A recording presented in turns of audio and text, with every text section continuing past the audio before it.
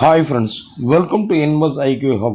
Friends, இந்த வீடியோவில் நம்ம பார்க்க போகிறது இன்றைக்கான நிஃப்டிக்கான மூமெண்ட்டை பற்றி தான் இந்த வீடியோவில் பார்க்க போகிறோம். வீடியோவை ஸ்கிப் பண்ணாமல் பாருங்கள். கடைசியாக நம்ம வீடியோ உங்களுக்கு பிடிச்சிருந்ததுன்னா லைக் பட்டனை தட்டி ஒரு லைக் போடுங்க. அதே நேரத்தில் சப்ஸ்கிரைபும் பண்ணிடுங்க.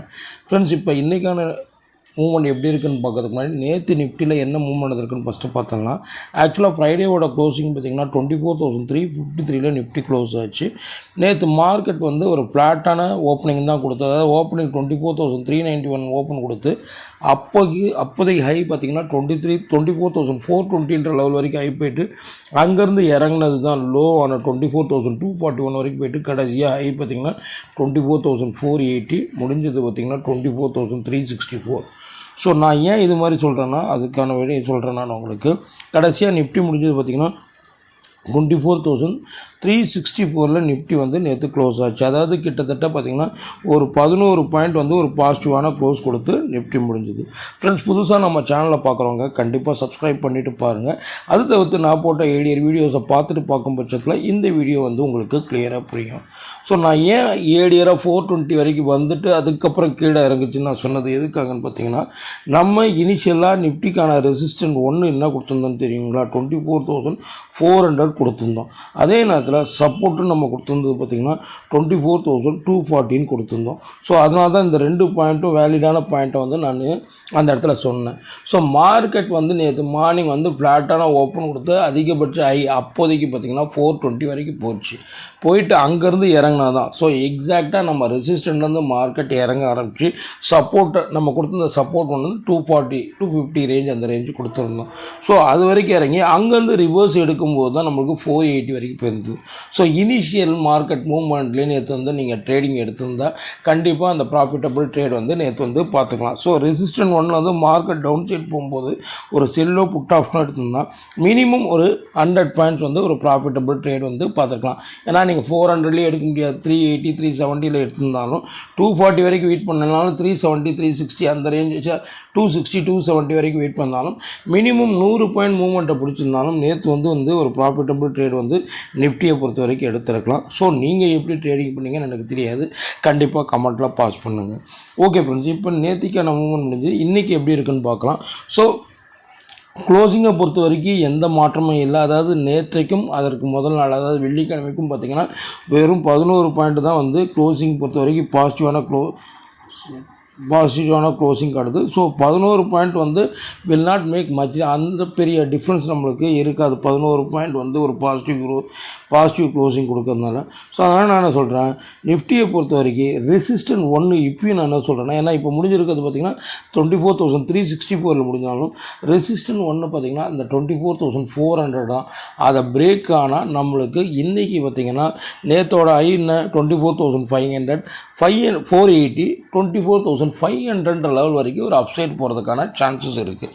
ஸோ அதனால தான் தம்ப்நெயிலில் நான் போட்டிருந்தது வில் நிஃப்டி பிரேக் 24,500 போட்டிருந்தது. ஸோ ரெசிஸ்டன்ட் பொறுத்த வரைக்கும் நம்மளுக்கு இப்போதைக்கு பார்த்திங்கன்னா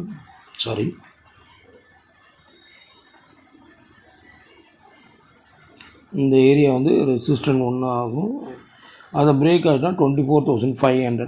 ஸோ ஆல்மோஸ்ட் 100 பாயிண்ட்ஸ் வந்து ஒரு டிஃப்ரென்ஸ் இருக்குது. ஸோ இப்போ மார்க்கெட் முடிஞ்சிருக்கிறது 24,364. ஸோ ஒரு பாசிட்டிவ் க்ளோஸ் இருக்கும்போது ஒரு கேப் அப் ஓப்பன் கொடுத்தாலும் நீங்கள் அந்த 24,400 வாட்ச் பண்ண வேண்டிய லெவலில். ஸோ ஒன்ஸ் அதை பிரேக் ஆச்சுன்னா அது வந்து நம்மளுக்கு ஒரு 500 லெவல் வரைக்கும் ஒரு அப்சைட் மொமெண்டம் போகிறதுக்கான சான்சஸ் வந்து அதிகமாக இருக்குது.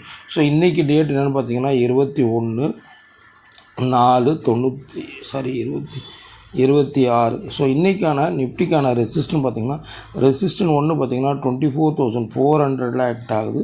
இன்கேஸ் இதை பிரேக் ஆகும் பட்சத்தில் 24,500 லெவல் வரைக்கும் ஒரு அப்சைடுக்கான சான்சஸ் வந்து நிஃப்டியை பொறுத்த வரைக்கும் எதிர்பார்க்கலாம். ஃப்ரெண்ட்ஸ், இதுதான் ரெசிஸ்டண்ட்டு.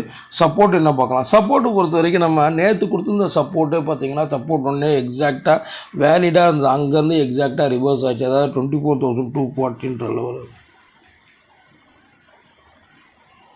240 இந்த ஏரியா தான் கொடுத்துருந்தோம். 240 to 250 லெவல் நம்ம வந்து எக்ஸாக்டாக வேல்யூடாக இருந்தது. ஸோ 240 வந்து நம்மளுக்கு இனிஷியல் சப்போர்ட் ஒன்று ஆக்ட் ஆகும். இன்கேஸ் இதை பிரேக் ஆகும் பட்சத்தில் நம்மளுக்கு ஃபர்தராக எவ்வளோ தூரம் போகும் பார்த்திங்கன்னா அவ்வளோ தூரம் இறங்காது.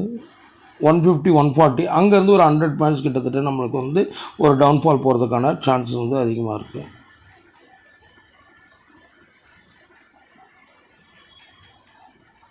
அது இந்த ஏரியா வரைக்கும்